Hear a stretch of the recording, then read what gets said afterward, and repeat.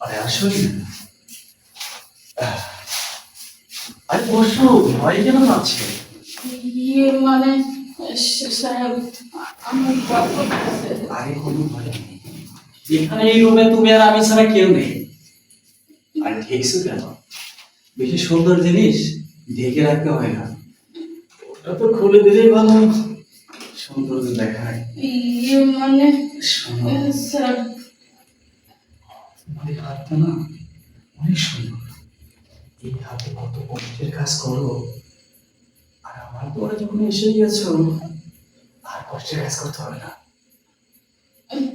সাহেব, আপনার কাছে তো আইসি, ঠিক আছে, আপনি তো এই কথা কারো কাছে বলবেন না। আরে না, কাউকে বলবো না। সাহেব, আপনি আপনার কথা রাখবেন তো? আপনার দেওয়া কথা, আপনি যা যা বলছেন। আরে রাখবো রাখবো, হাজার টাকার প্রপার্টির ব্যবসা আমার। তুমি তো মাত্র 1 কোটি টাকা নিয়ে বিছনায় ঘুমাবে, আর রোজ এসে আমাকে একটু শরীরটা চাঙ্গা করে যাবে। ঠিক আছে স্যার। 1 কোটি টাকা? হ্যাঁ, ভাবতে মাথায় অনেক কষ্ট হচ্ছে, এই বেনিকে ধরবে না? টাকার অঙ্কটা একটু বেশি। তুমি সত্যি যদি চাও, বলছেন? তুমি যদি চাও আমি আরো বাড়িয়ে দিতে পারি। না না না না না, আমার আর লাগবো না। যা বলছেন তা দিলেই হইব। ঠিক আছে। তাতেই আমি অনেক খুশি। 1 কোটি। দেরি কেন? ঠিক আছে। আমিও না কেমন যেন তোমার প্রতি আকৃষ্ট হয়ে গেলাম। জীবন মনে হলো এই প্রথম কোন নারী দেখলাম। বিশ্বাস করো, আমার বিজনেসে অনেক নারী আছে, আমি তাদের প্রতি কখনো এতটা আসক্ত হইনি যতটা তোমার প্রতি হয়েছি। আমার চোখের দেখায় মনে হয় তুমি জীবনের প্রথম সুন্দরী। তোমার সুগন্ধ ঘেরান পেলেই না আমি ভেতরটা আমার কেঁপে কেঁপে যায়। তাই নাকি? হ্যাঁ, তাই। আসো, আমাকে উপহার দেবে কি? ভালোবাসা দাও। ঠিক আছে। যে ভালোবাসাটা পাওয়ার জন্য আমি সারাটা জীবন অন্ধকার হয়েছিলাম, সেই ভালোবাসায় যাচ্ছি।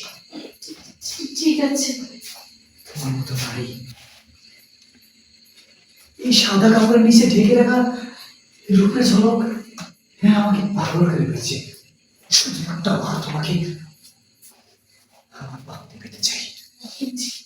ঠিক আছে, তাহলে আসেন। ঠিক আছে, ওই হাত আমার হাতে হারিয়ে যাই প্রেমের যমুনাতে। আরে আসো আসো। অ্যাকশন।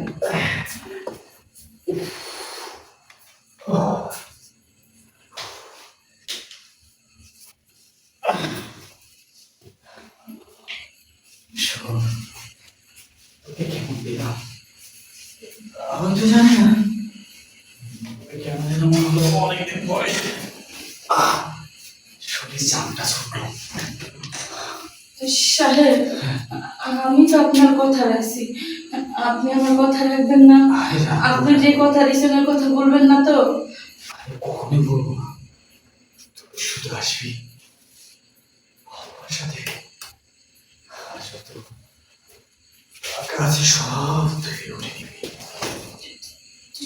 ঠিক আছে সাহেব, আপনি যখন ডাকবেন আমি তখনই আসবো। কিরে, তোর গলাটা একদম লাল হয়ে গেছে, মনে হয় অনেকদিন আদর করতে কিন্তু আসনি, তাই না? সাহেব, আপনি তো জানেন, আমি তো সবই বলছি যে আমার স্বামীটা অনেক দিন হয়েছে গত হয়েছে।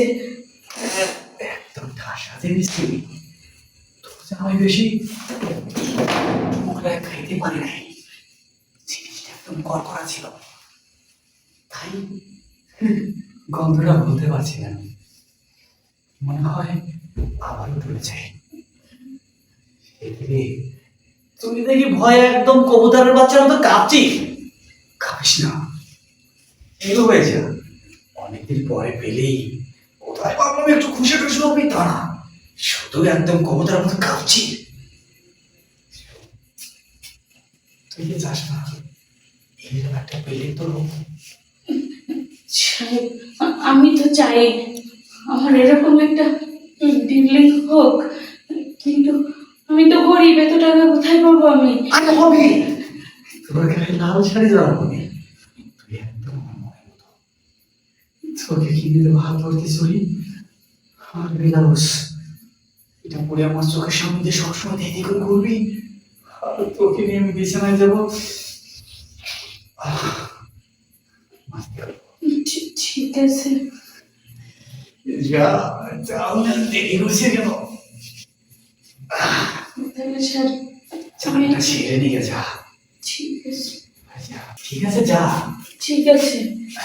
আর দাঁড়া, আবার কি স্যার?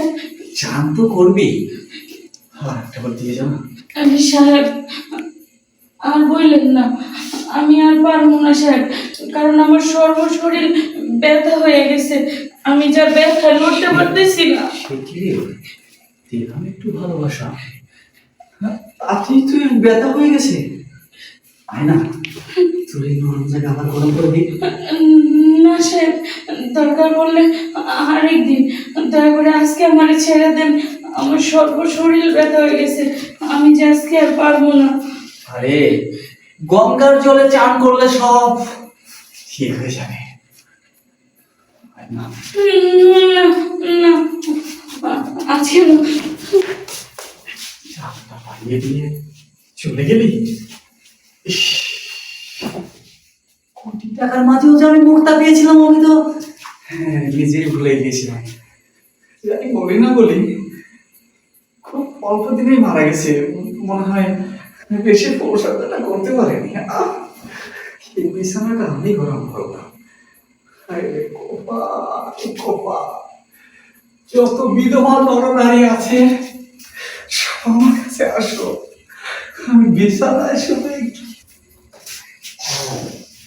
কমেন্ট নিতে চাই। নারীর বন্ধু বড়ই মায়া, যা কখনোই বলতে পারি না আমি। যাই, বেশি ঘুমাইলে আবার 1000 কোটি টাকার প্রপার্টি হাতছাড়া হয়ে যাবে।